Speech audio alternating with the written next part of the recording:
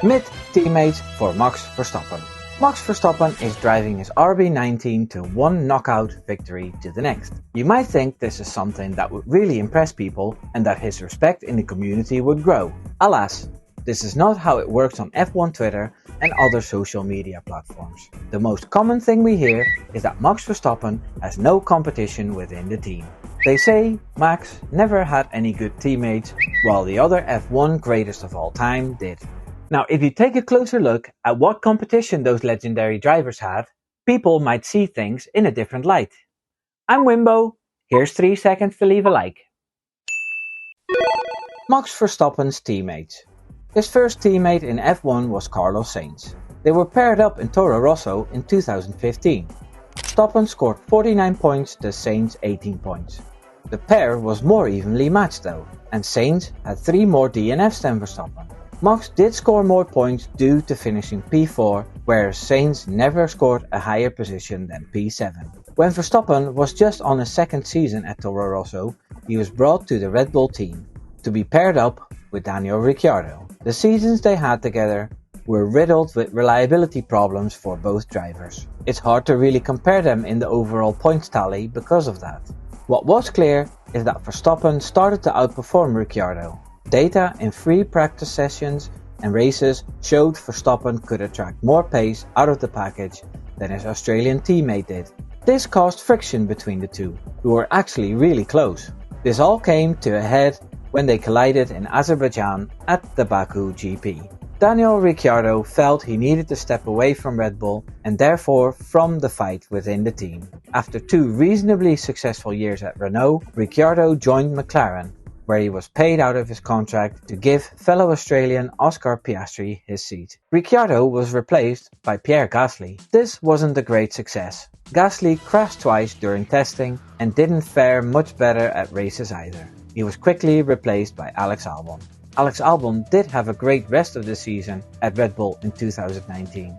Unfortunately for him, the package in 2020 was terrible and Albon couldn't get much out of it. The few times he did perform, he was taken out by sore loser Lewis Hamilton.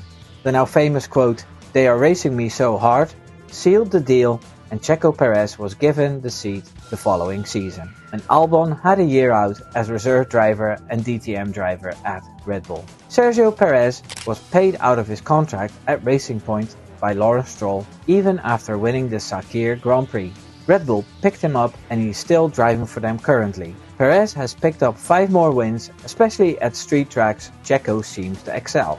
There is, however, one major problem currently with the Mexican race winner, and that's his qualifying. At the time this video was released, Checo has failed to reach Q3 5 races in a row, giving him a huge task to score good points for Red Bull. All the mentioned drivers are podium scorers and race winners, except Albon, although scoring a P7 in a Williams may as well be a win. All A-class drivers who have beaten their teammates regularly. Even Carlos Sainz, who's teamed up with Charles Leclerc at Ferrari, is actually ahead of the Monegasque in the standings. I think those men have shown plenty and we'll see much more of them in the future. You proved yourself! Michael Schumacher's teammates.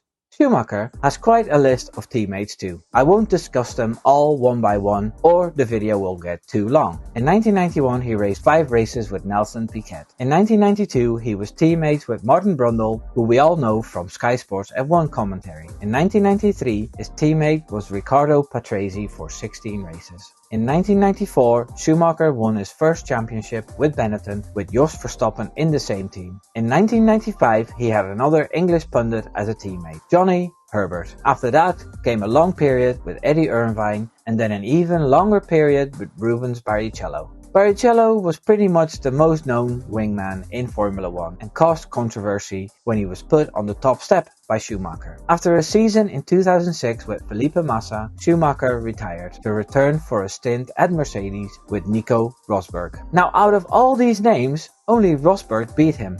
And I think that was more to do with the role he had at Mercedes, laying the foundation for the future, rather than the outright performance of Rosberg. All the previous teammates were beaten by Schumacher, although it has been said that contracts were written to let the German driver through if he wasn't winning.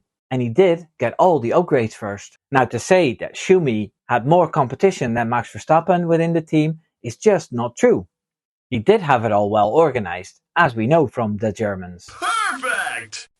Ayrton Senna. Ayrton Senna teamed up with 12 different drivers in his career before his life ended in a crash in 1994. He started in 1984 with Johnny Cesotto for 10 races and Stefan Johansson for 2 races. In 1985, he was paired with Elio De Angelis for 16 races. 1986 saw him race alongside Johnny Dumfries, and in 1987, Satoru Nakajima was his teammate. The most renowned teammate and the pairing that caused the biggest team rivalry ever was 4-time World Championship winner Alain Prost. In the head-to-head, Senna scored 14 victories against Prost 11 and Senna scored 26 pole positions against Prost 4. The Frenchman did manage to score more points in the time they were partnered up. They both scored 1 championship each. From 1990 to 1993, Gerhard Berger was Senna's teammate for 48 races. Senna beat him comfortably. Michael Andretti was a teammate for Senna for 13 races in 1993. The son of 3-time world champion Mario Andretti scored 1 podium in his F1 career. Mika Häkkinen was paired up with Senna for 3 races in 1993 and Damon Hill for 3 races in 1994 until Senna's untimely death. Looking at that list, I can conclude that with Alain Prost, Senna had one extremely talented opponent within the team. Yes, Häkkinen and Hill both became world champions, but they only drove with Senna for 3 races. Here comes a new challenger! Lewis Hamilton. The 7-time world champion and statistical greatest Lewis Hamilton had 6 teammates over his long career. As a 23-year-old rookie, Hamilton was teamed up with 2-time world champion Fernando Alonso. They finished equal on points. I do have to point out that a rookie at the time had unlimited testing and spent a season and a half worth of kilometers in a car already. Also within the team, there were some dynamics going on that favored him as the prodigy of Ron Dennis, but that's a story for another video. After that, there was Heikki Kovalainen for 35 races until Jenson Button joined in 2010.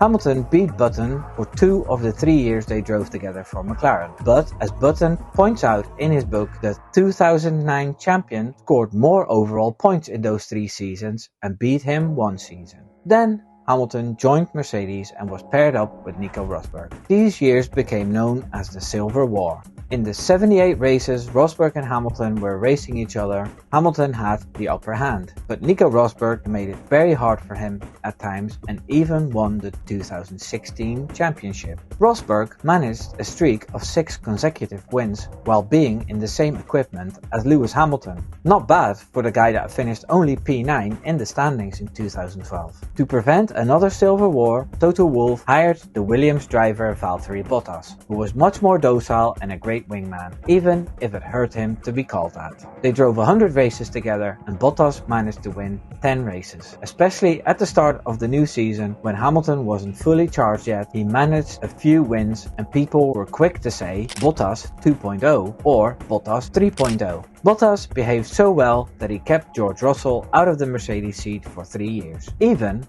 if the young English lad was a better prospect. George Russell proved why he was stuck at Williams for those years. He beat Hamilton in 2022 and he's still very much his equal this season. Hamilton seemed to be level with most of his teammates bar Bottas and Kovalainen, and I don't see that as something to flex about. You lose. Max Verstappen Annihilation. I think the reason why people think less of Verstappen's teammates is that he just doesn't leave any shred of doubt that he's the alpha in that team. Unlike Schumacher, Verstappen had no say in who fills the seat next to him, and he doesn't care either. He barely falls out with teammates and he's happy enough to share sim data. Yes, there was a score to settle with Perez after Monaco 2022, which he did by just finishing his race, which to me isn't a crime. It's actually more natural than dropping back 5 seconds. Overall, he just stays his consistent self, gets the most out of each weekend and situation, and leaves the teammates to figure a way out to stay close to him. And that causes them enough problems as it is. Looking at all the names mentioned as teammates in this video, out of the great drivers mentioned, only Senna had a real great teammate in Prost for 2 seasons. The rest of them were all flattered by different circumstances. Button is a world champion, but he needed the double diffuser gimmick on the Braun GP car to get it. The performances in all the other cars were admirable and decent, but nothing stellar. Nico Rosberg never really shined before he had the overpowered V6 Mercedes engine. That machine even made Bottas look good, who sits P15 in the standings now, 1 point ahead of pay driver Zhou Guanyu. So I think it's time to give Max Verstappen the credit he deserves for being the killer teammate that he is, without too much drama. I do agree that Checo is ruining his qualifying way too often, and I honestly wouldn't mind if he was replaced. But I seriously doubt if there's a driver out there that can keep up with him. Race after race, he proves himself unbeatable. Subscribe. Take care now. Doei doei.